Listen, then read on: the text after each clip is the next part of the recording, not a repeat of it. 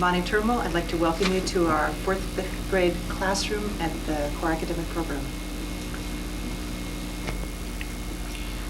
I'm Laura Brush, and I'm going to read to you In the Night, Still Dark by Richard Lewis, illustrated by Ed Young.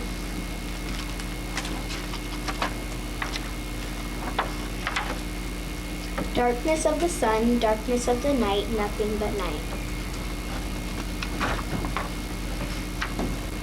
In the darkest night, in the darkest sea, after the coral was born, there came the mud-digging grub and its child, the earthworm. There came the pointed starfish and the rock-grasping barnacle, and its child, the oyster, and its child, the mussel. There came the moss which lives in the sea, and the ferns which grow on land.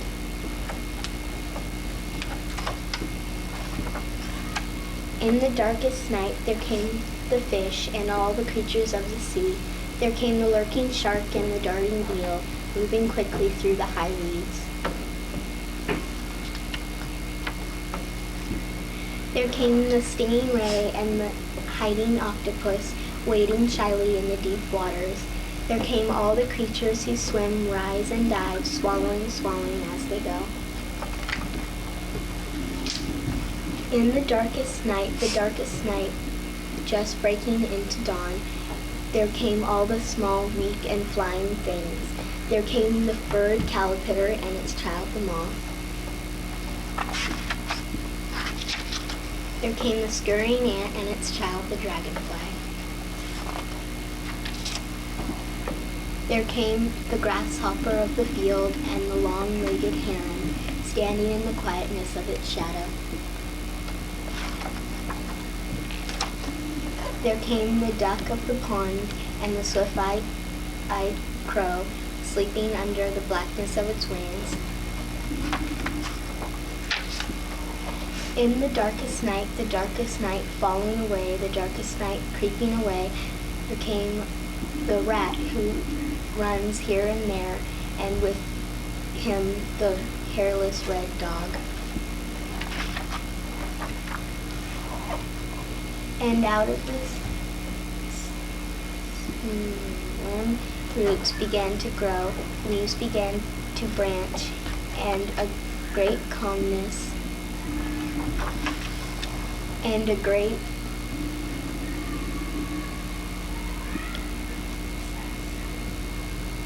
stillness came about, and in this time men and women began to be born. Louder. Here on the ocean's edge, here in the damp forest, here in the cold mountains, people spread over the land. People were here, and so it was day. Thank you for letting me read this book. My name is Tierney Benall, and I'm going to read When the Sun Rose by Barbara Hellenberger. When the sun rose today, a friend came to visit me. She came in a carriage bright as the sun. Even the stones in the road were shiny. Louder. Her lion stopped at my gate. Then she got out of her carriage and came to my door. I opened it and said, "Come in." The lion came in with her. I was afraid, yet his feet were quiet as the sunlight on the floor, and my whole playhouse was warm. We sat down and had some honey cake and tea. The lion had blueberries with cream. Then our dolls traded dresses. The lion purred. And we made rainbows all day.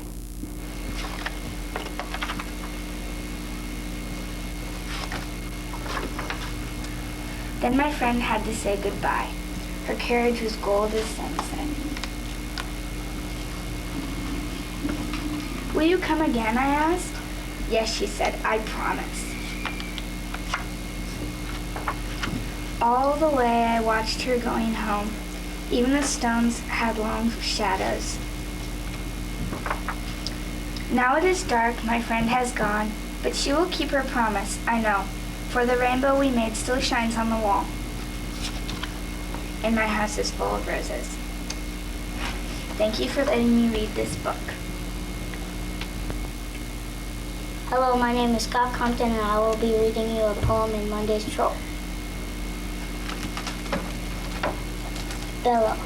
I'm Bellow the Ogre, I rumble and rave. I'm craggy volcanic, my mouth is a cave. I grumble and thunder and yammer and fret. I gobble the goblet, my stomach's upset. I'm Bellow the Ogre, I bluster and boast. I roasted a troll, he was perfect on toast. My manners are gristly, my temper is hot. I nibbled a wizard, my head hurts a lot. I'm Bellow the Ogre, I smolder and moan. I carry a cudgel of a dragon tail bone. I swallowed a giant, he went down like lead. Bellow the Ogre is going to bed. Thank you for listening to me read my book. Hello, my name is Brian Costa, and I'm going to read you the Sick in Bed Birthday. Last Friday was my birthday. It was also the saddest day of my life. The day before, Mom and I made cupcakes to bring to school. I decorated each one differently for everyone in my class. We even went to the bakery and ordered a cake for after school. My two best friends were going to sleep over. But when I woke up on my birthday, I didn't feel very well. I didn't tell my mom, and I went to school anyway. When I got to school, I felt sick. I couldn't even eat my cupcake. My teacher, Mrs. O'Connell, took me to the nurse's office. The nurse took my temperature. She said, I'm going to call your mom. Then she covered me up with a blanket, and I thought about my own cozy bed and soft quilt. I tried to sleep and not to cry. I was really glad when Mom finally came to take me home. I couldn't even stay awake in the car. Mom helped me put on my pajamas. Oh no, she said, you have red spots all over your stomach. Mom called the doctor, and the doctor told me the news. The doctor says you have chicken pox. Can Betty and Ziff still sleep over? I asked. Mom said no, because they might get sick too. Dad brought home some medicine to stop the itching. He said he was sorry my friends couldn't sleep over. He promised we would all do something really special when I felt better. Before I went to sleep, Mom and Dad brought me my blanket and ice cream and even sang happy birthday. The next day, I had even more spots, but I felt better, so Mom let me go downstairs to watch TV. Ziff called and said he'd give me my present when he was able to come over. Betty sent me a card.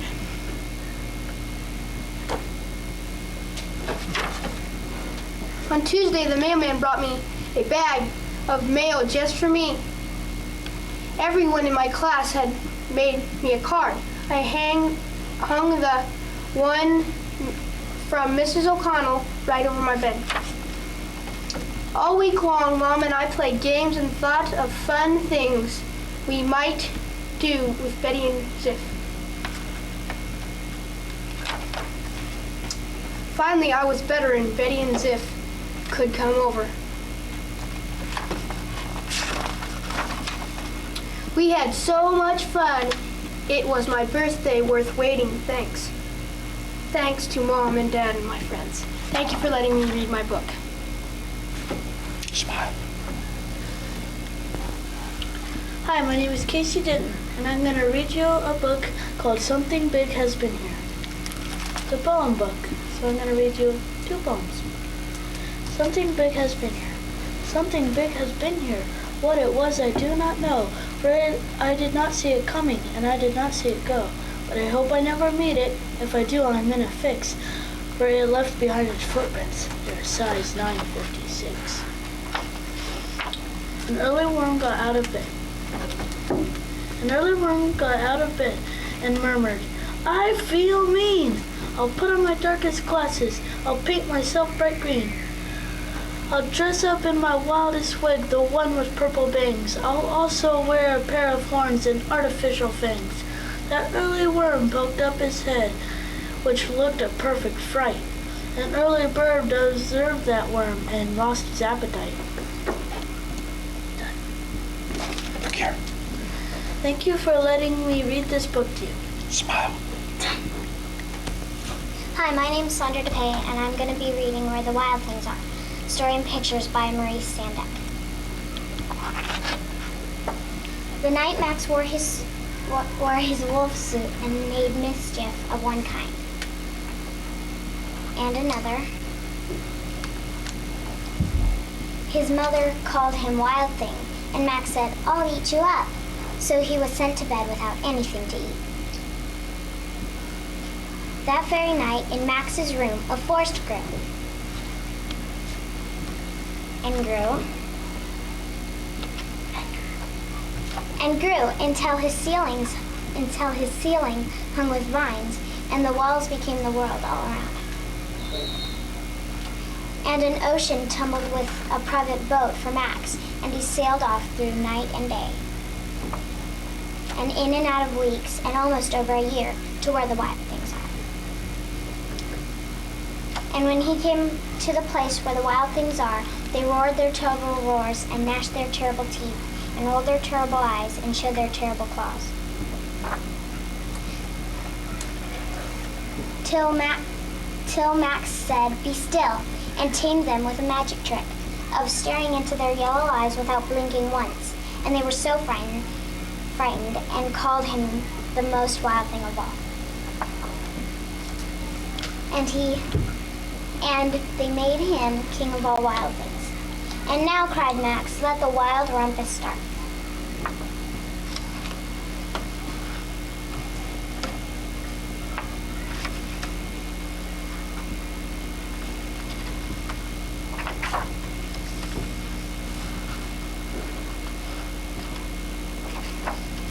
"Now stop," Max said, and he sent the wild things off to bed without their supper. And Max, the king of all wild things, was lonely, and he wanted to be where someone loved him best of all. Then, all around, from far away across the world, he smelled good things to eat. So he gave up being king of where the wild things are. But the wild things cried, "Oh, please don't go. We'll eat you up. We love you so." And Max said no. The wild things roared their terrible roars, and gnashed their terrible teeth, and rolled their terrible eyes, and showed their terrible claws. But Max stepped into his private boat and waved goodbye, and sailed back over a year, in and out of weeks, and through a day, and into the night of his very own room, where he found his supper waiting for him. And it was still hot. Thank you for letting me read my story to you. Hi, my name's Evan Hellman, and I would like to read you this book, If You Give a Moose a Muffin. If you give a moose a muffin, he'll want some jam to go with it. So bring out some of your mother's homemade blackberry jam. When he's finished eating the muffin, he'll want another, and another, and another. When they're all gone, he'll ask you to make more. You'll have to go to the store to get some muffin mix. He'll want to go with you. When he opens the door and feels how chilly it is, he'll ask to borrow a sweater. When he puts the sweater on, he'll notice one of the buttons is loose. He'll ask for a needle and thread. He'll start sewing. The button will remind him of the puppets his grandmother used to make. So he'll ask for some old socks. He'll make sock puppets. When they're all done, he'll want to put on a puppet show. He'll need some cardboard and paints. Then he'll ask you to help him make the scenery. When the scenery is finished, he'll get behind the couch, but his antlers will stick out. So he'll ask for something to cover them up with. You'll bring him a sheet from your bed. When he sees his sheet, he'll remember he wants to be a ghost for Halloween. He'll try it on and shout, "Boo!" It will scare him so much he'll knock over the paints. So he'll use the sheet to clean up the mess. Then he'll ask for some soap to wash it out. He'll probably want to hang the sheet up to dry. He'll go outside to put it on the clothesline. When he's out in the yard, he'll see your mother's blackberry bushes.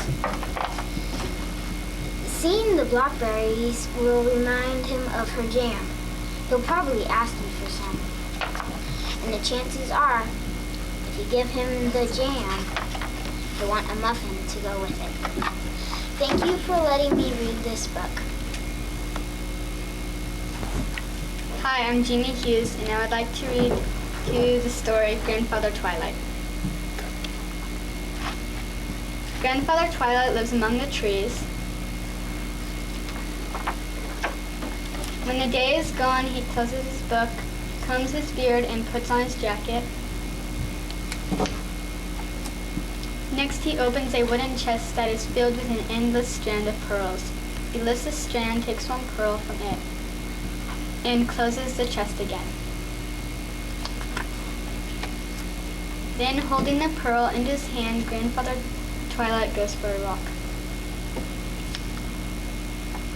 The pearl grows larger with every step, leaves behind a whisper, little birds hush.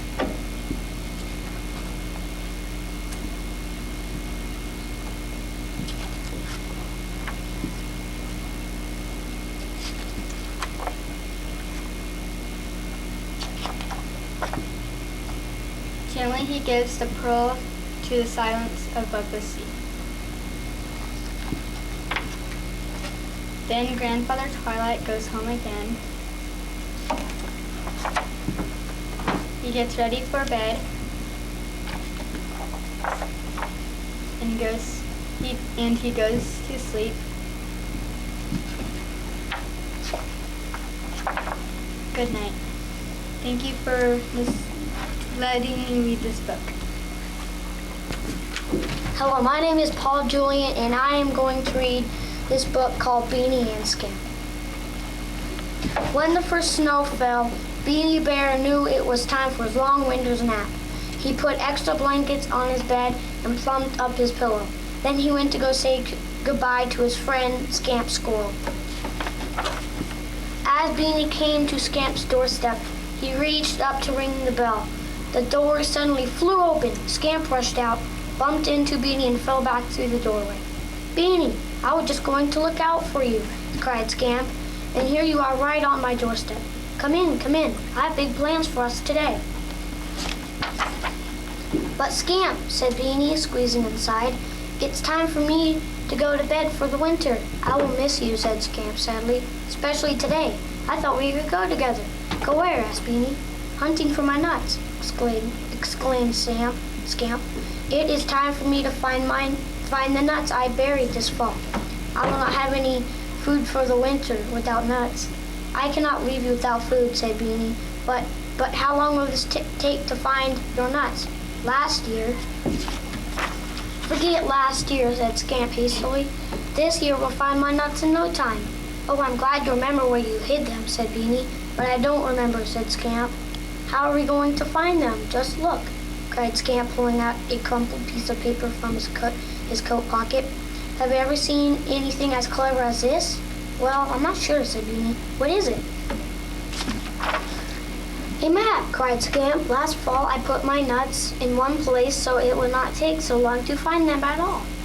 Then I drew a map to lead me to them. All we have to do is follow the map. We will be like pirates looking for buried treasure." "It doesn't look exactly like a pirate's map," said Beanie. "Why is all the paper purple?" "Because I spilled a bottle of blueberry juice on it," said Scamp. "I think the juice blurred the lines," said Beanie. "Oh, you're right. I will put more lines on to tidy it up," said Scamp. He scribbled over the purple spots. "Now, as you can easily see, we start right here and follow the lines until we come to the end here. This is where we'll find my nuts." Scamp was pointing to a square with the word nuts written inside. "What does the square mean?" asked Beanie. "I wish I could remember, but then we would not need the map," said Scamp.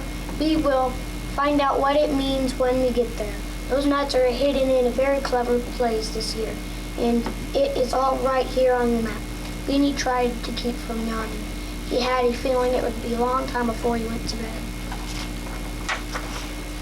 If you want to hear more about what happens to Beanie and Scamp, please check into a local library near you. Thank you for letting me read this book. Hi, my name is Missy Levisi, and I'll be reading Love You Forever by Robert Muscash, illustrated by Sheila McGraw. A mother held her newborn baby, and very slowly she rocked him back and forth, back and forth. And while she rocked him, she sang, I'll love you forever, I'll like you for always, as long as I'm living, my baby will be. The baby grew and he grew and he grew until he was 2 years old. He ran all around the house, pulled all the books out of the shelves, he pulled all the food out of the refrigerator. He took his mother's watch and flushed it down the toilet. Sometimes his mother would say, this kid's driving me crazy. But at nighttime, when the 2-year-old was quiet, she'd open the door, she'd crawl across the floor, and if he was really asleep, she'd pick him up and rock him back and forth, back and forth. And while she rocked him, she sang, I'll love you forever, I'll like you for always, as long as I'm living, my baby you'll be.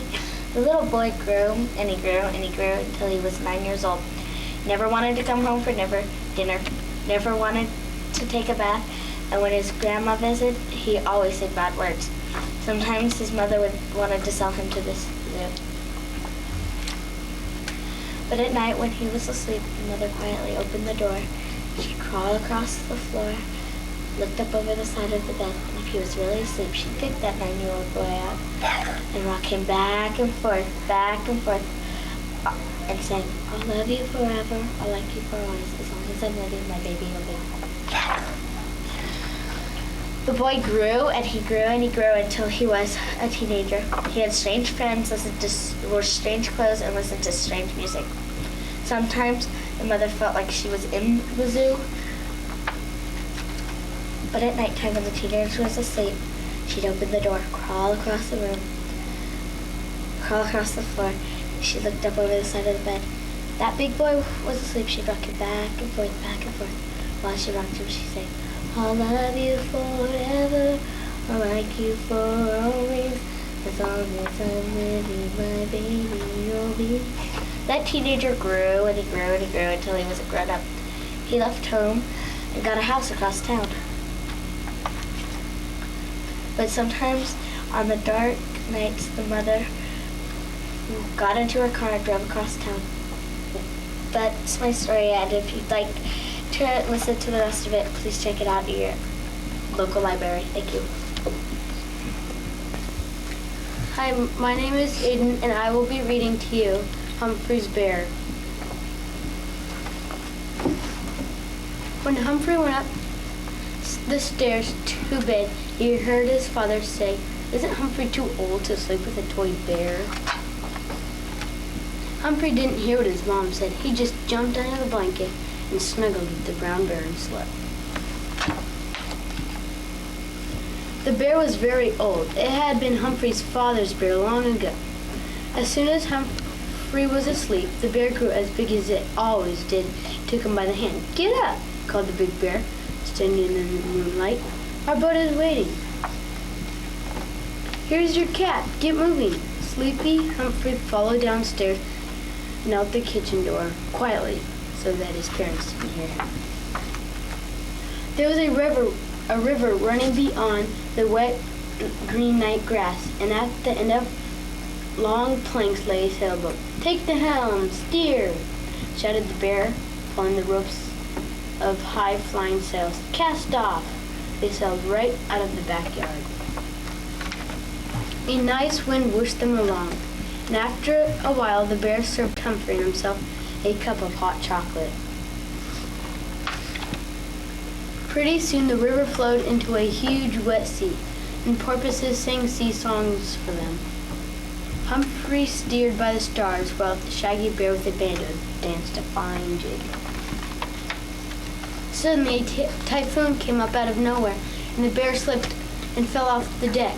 Humphrey dived for his friend. Bear, where are you? Said Humphrey. Blub, blub, said the bear. I will save you, yelled Humphrey. However, he could not find the bear, though he swam and he swam and he swam until he came to an island. Over a sandy hill he heard a dreamy banjo playing. Seashells pinched his feet as Humphrey climbed the sandy hill. He found the bear and the warm moon outside and hot chocolate inside dried them. Humphrey could smell the bear's wonderful furry fur. They shut their eyes, and the next thing Humphrey knew, he was in his bed. Bear, where are you? Yelled Humphrey. His father was holding the toy bear in the moonlight. His father was remembering when that bear was his bear. Here, son, whispered his father. His mom stood in the half-open door, smiling as his father put the little bear back in Humphrey's hands. I used to sail with him, too. Thank you for letting me read this book to you. Hi, my name is Caitlin Wolf, and I'm going to read you George Shrinks. One day, while his mother and father were out, George dreamt he was small, and when he woke up, he found it was true. His parents had left him a note. Dear George, it said, when you wake up, please make your bed, brush your teeth, and take a bath. Then clean up your room and go get your little brother. Eat a good breakfast and don't forget to wash the dishes, dear. Take out the garbage and play quietly. Make sure you water the plants and feed the fish. Then check the mail and get some fresh air.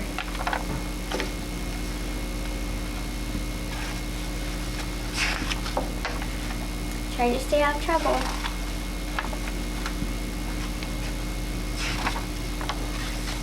And we'll be home soon. Love, Mom and Dad. Thank you for letting me read this book. Smile. Reading is fun! What's fun? Reading is fun!